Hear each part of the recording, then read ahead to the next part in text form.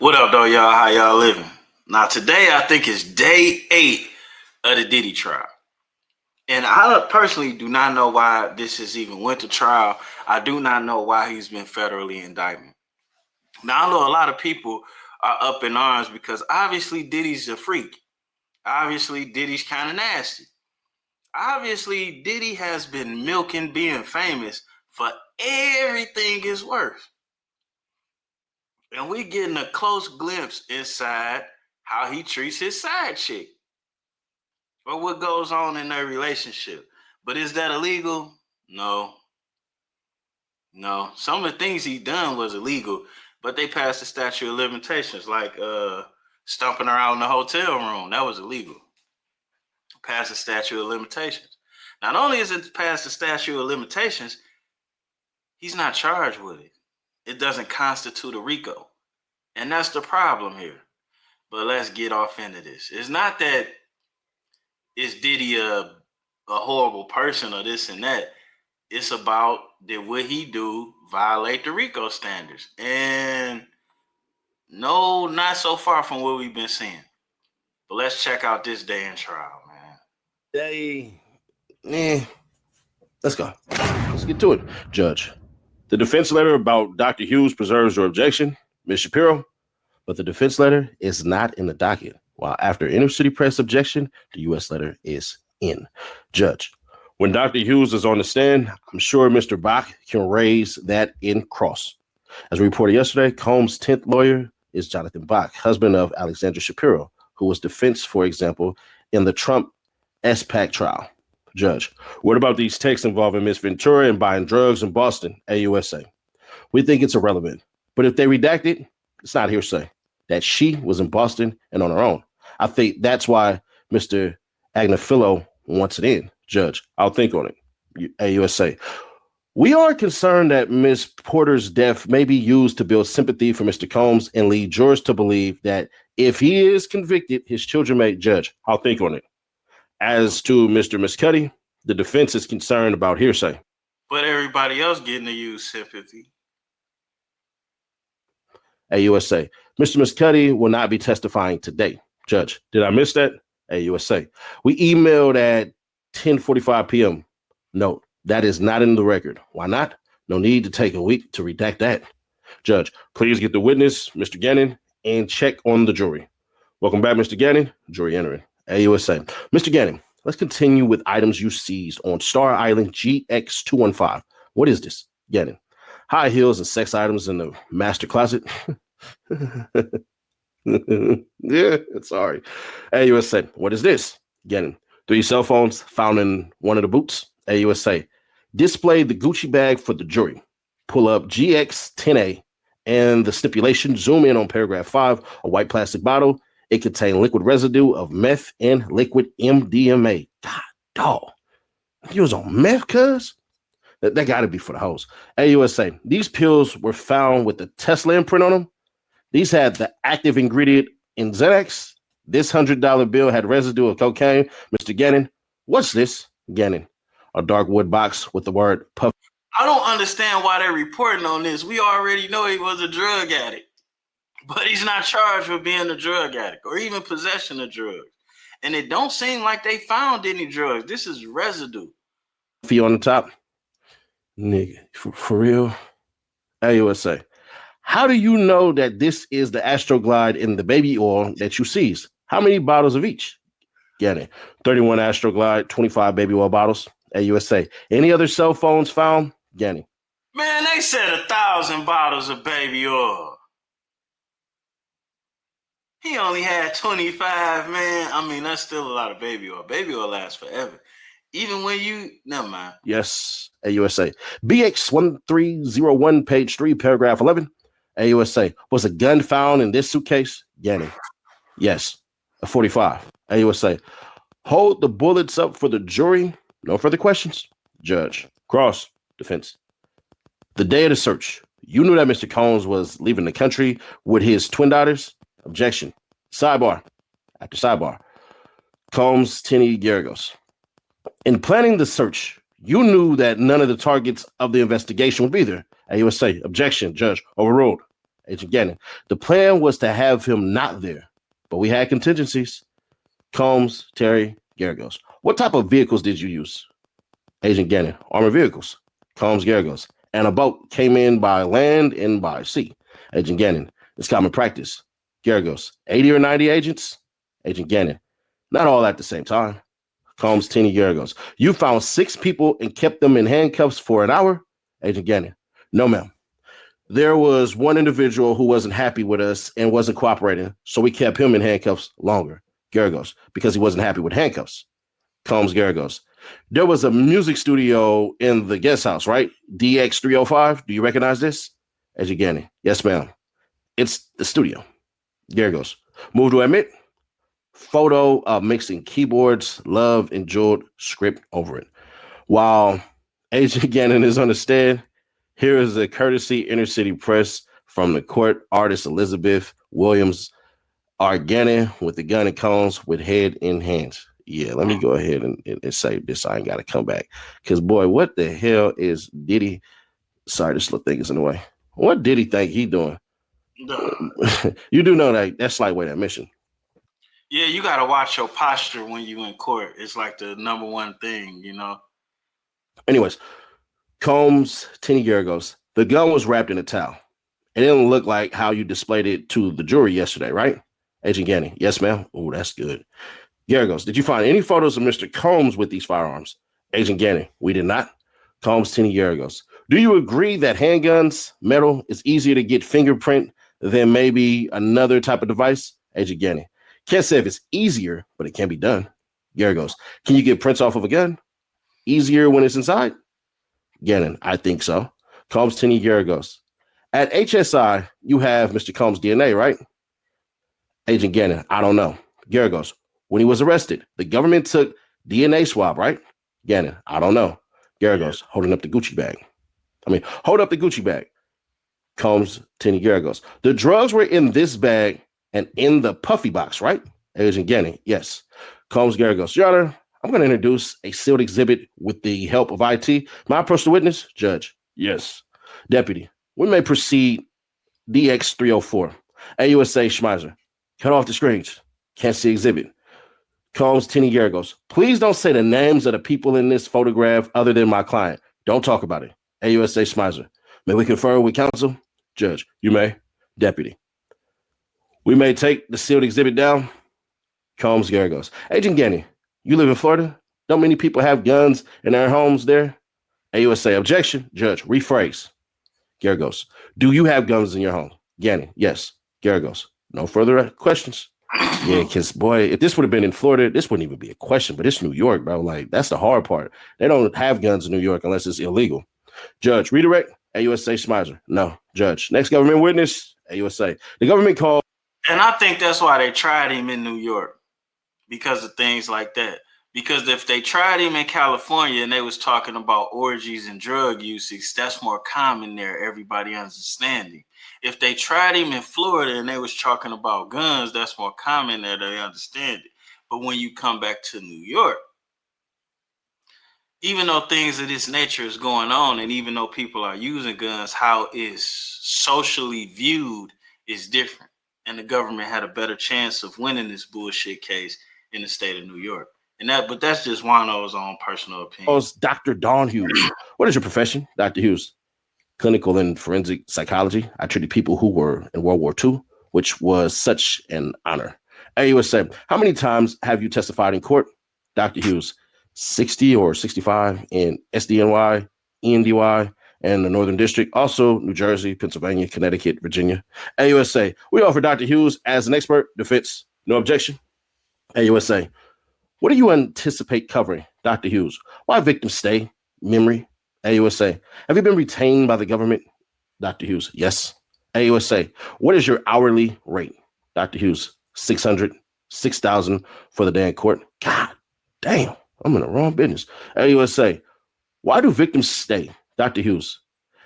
There are psychological bonds and the psychological consequences of abuse. AUSA. What are the levels of fear? Dr. Hughes. It ranges from physical. You see how much he get paid to come up here and speak on some things that we all already know? just to sway the narrative for one side or the other in the courtroom, and the state is paying this guy $6,000 to sit up there and do that? Physical violence to butterfly. He don't even know Diddy. He ain't checked him in. He ain't did an evaluation of him. I don't even think he assessed Cassie either. Violence doesn't have to happen all the time. AUSA, what is psychological violence? Dr. Hughes, intimidation, throwing things, telling you what you can do and where you can go. Defense objection. Judge, hold on. I'm going to strike that last answer. AUSA, Mitzi Steiner. What can be the role of sexual abuse? Dr. Hughes, it puts the victim in significant psychological fear. AUSA, why does it prevent leaving? Dr. Hughes, same, degradation.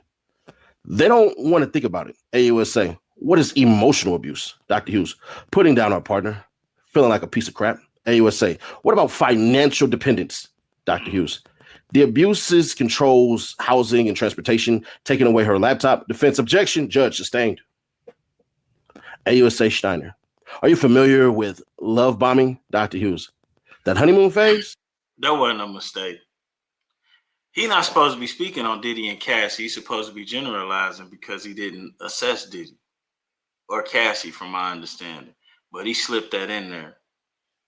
The abuser showers her with gifts and affection to get her back. Yeah, I would be if I'm the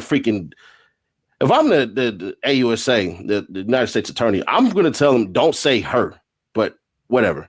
Anyways, right. Does the attempt to leave happen over time? Dr. Hughes, yes, it takes multiple attempts. AUSA, which is the most common coping mechanism? Dr. Hughes, trying to work it out because of the trauma bond. You don't want to lose your partner. AUSA, personal coping mechanisms. How does placating or appeasing work? Dr. Hughes, we're trying to avoid abuse. AUSA, what is minimization? Dr. Hughes, the victim says maybe they had a bad day at work. Maybe they were intoxicated. It is a way to stay in a relationship, but it increases their risk. It's not a long-term strategy. It gets from one assaultive episode to next. AUSA, what about the power relation? Dr. Hughes, a person can have power as principal of a school. The victim asks, who is going to believe me? AUSA, when does the victim finally speak? Dr. Hughes, in a safe environment or after psychological help. AUSA Steiner, what type of language do victims use when they first speak of it? Dr. Hughes, they minimalize. They are piecemeal. They remember the chipping paint on the ceiling, the smell of alcohol on the perpetrator's breath. Sidebar. When the cross-examination, it will be by Jonathan Bach, Alexander Shapiro's husband, only recently brought on as Combs' 10th lawyer. Combs Bach. Your clients, you observe them closely. The cognitive style, Dr. Hughes, yes. Combs Bach. People don't fit into those boxes, right? Dr. Hughes. There are categories, Bach. But you had to listen to particular individuals, right? Dr. Hughes. I'm not divorced from my training. Combs Bach. When you do forensic work, you want a lot of sources of information, right? Dr. Hughes, if it's relevant. Bach. You look at police reports, witness reports, and the like, correct? Dr. Hughes, correct? Bach. You're familiar with malingering? Answer, I am. Combs Bach. People can fabricate emotional responses, correct? Dr. Hughes, they can. Mr. Bach. Should be break here? Bach. I don't have a good cliffhanger. Judge. Break. That's hilarious. Here we go. But wait, during the break, they bring in George Kaplan to invoke his Fifth Amendment right against self-incrimination. Just Subramanian. Welcome. AUSA, did you receive a subpoena? Kaplan, yes. AUSA, do you intend not to answer on the Fifth Amendment grounds? Kaplan, yes. AUSA, Comey, Your Honor, please sign the immunity order. Judge, has he read it? Answer, no. Judge, read it first.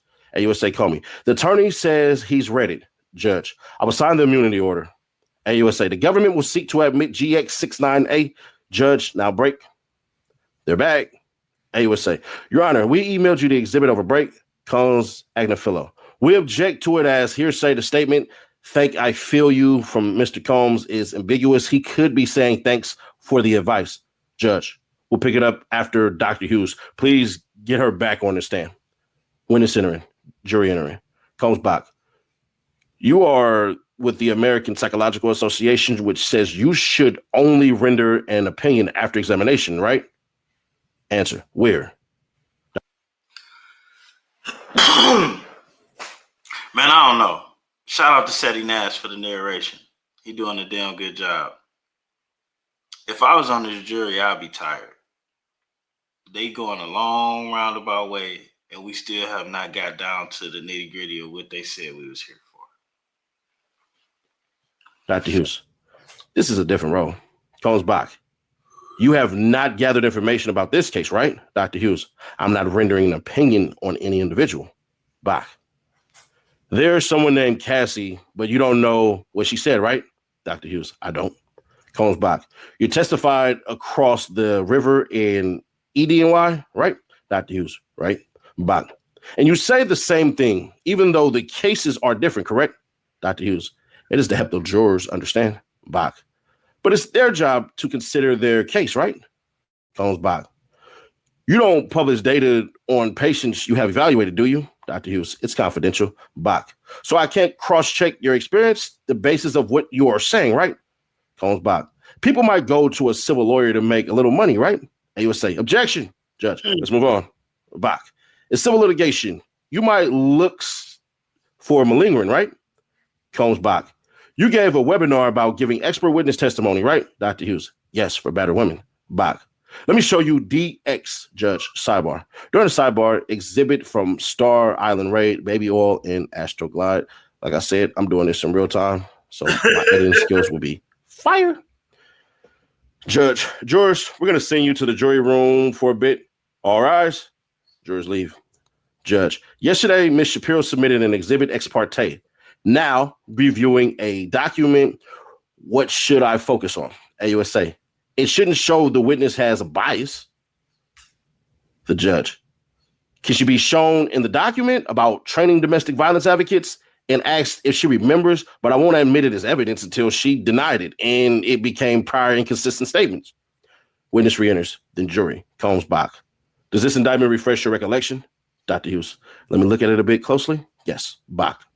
The fourth part is about navigating cross-examination, right? Dr. Hughes, yes.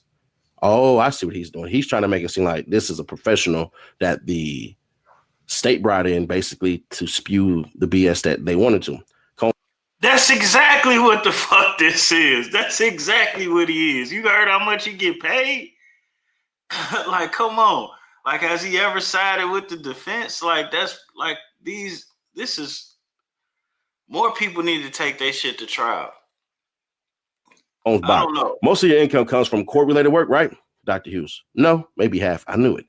Bach. You raised your rate to $600? Dr. Hughes. It has been the same for some time.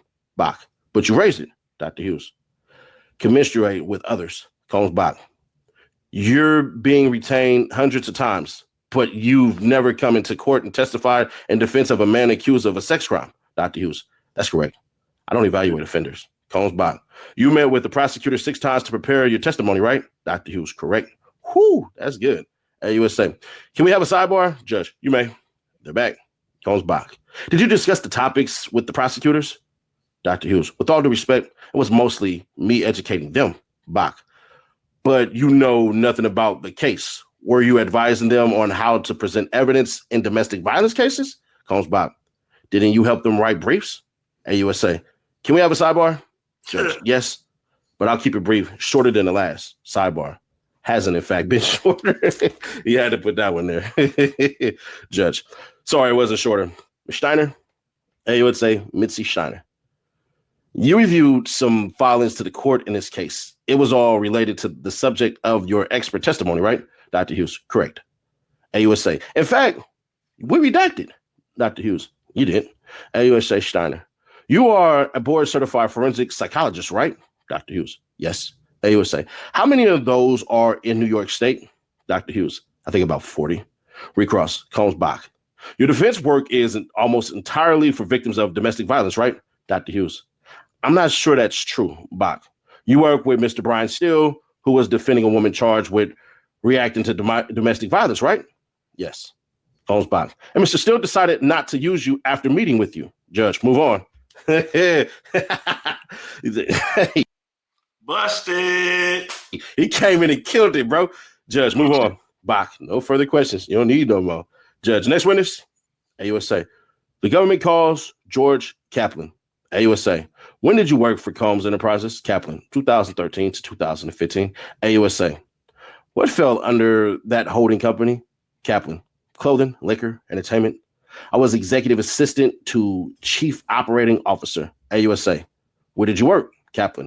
1710 Broadway, New York City. AUSA. What was your next position? Kaplan. Executive assistant to the chairman, Mr. Combs, from September 2014 to September 2015. AUSA. Who did you report to? Kaplan. Miss Crum, KK. She essentially ran Mr. Combs' life. AUSA. Where did you report? Kaplan. Los Angeles. AUSA. What did you do? Kaplan. Carried his bags, made such things where when he wanted them. As he trusted me more, he had me around more. I set up hotel rooms. AUSA. How many hours a week? Kaplan. 80 to 100 hours a week. Kaplan. How much did you get paid? Kaplan. $125,000 a year to start. AUSA. What did you do in the morning? Kaplan. Make sure everything was in the bathroom. The breakfast cooked. He was recording a mixtape, so we worked late. AUSA. Who was security? Kaplan. Uncle Paulie, D-Rock, and Ruben. Later licensed security in the second half of 2015. AUSA. How frequently did you communicate with Mr. Combs? Kaplan. Multiple times a day. Things could be found in the back, an iPad, drugs, whatever. AUSA. Did he threaten you? Kaplan. He threatened my job. AUSA. How often? Kaplan. Maybe monthly. He said he was only to be surrounded by the best people and that he wasn't. For example, he went me for a 1 liter water. I brought back 2 half liters. He said, no. Yeah, I understand that. I ain't gonna lie. AUSA. How did you travel? Kaplan. On his jet or going in advice to make sure it's all set up. AUSA. How did you set up hotel rooms? Kaplan. There was a bag. I unpacked it, clothes, candle, Astroglide, baby oil. God damn, bro. You love that Astroglide. I got to hit the hose up and see what's going on with that one. AUSA. Who brought this? Kaplan. Often me. AUSA. And what cities did you set up hotel rooms? Kaplan. Los Angeles, New York, Miami. In Los Angeles, Mr. C. Bel Air, the Intercontinental. AUSA. In New York? Kaplan. Trump by Columbus Circle. In Miami, the SLS. AUSA. How was it booked? Kaplan. Frank Black. Based on Biggie. Frank White. Wow. Yeah, okay. AUSA. Would you clean up the rooms? Kaplan. Yes. Bottles of baby oil, Gatorade, once brown crystallized powder on the counter of the bathroom sink. AUSA. Why did you clean up? Not hotel staff. Kaplan. It was implied protect his public image. I was keen on doing that. AUSA. Explain. Comes Agnafillo. Objection, Judge. Overruled. Kaplan. I found hotels would sell photos to newspapers to shame guests. AUSA. Did he reach out to you from the room? Kaplan. For food, clothes, sometimes drugs. I did. AUSA. What drugs? Kaplan. Dop kit. AUSA. Illegal drugs? Combs Agnafillo. I object to the term illegal. AUSA. What other drugs? Kaplan. Advil, ketamine. AUSA. What he asked for? Kaplan. I picked up drugs from MDMA. AUSA. Who asked? Kaplan. Mr. Combs in Los Angeles and Miami. Kaplan. In Miami, Mr. Combs asked me to call a person. He came, he gave me a bag of pills, MDMA. I gave him cash. I gave the pills to Mr. Combs, AUSA. And in LA, Kaplan. I went out and met the person in Hollywood. I gave money. He gave me a bag. Judge, we'll break for the day. That's it.